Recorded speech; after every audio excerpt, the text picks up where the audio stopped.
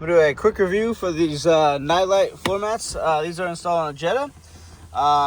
They are very nice. So they have a nice like bucket design to them. So pretty much anything you spill in here or whatever is gonna get trapped in that bucket.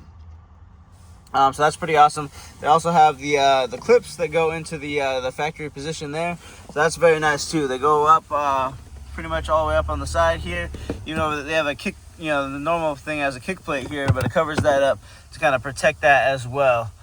Plenty of room in the gas and brake pedal area.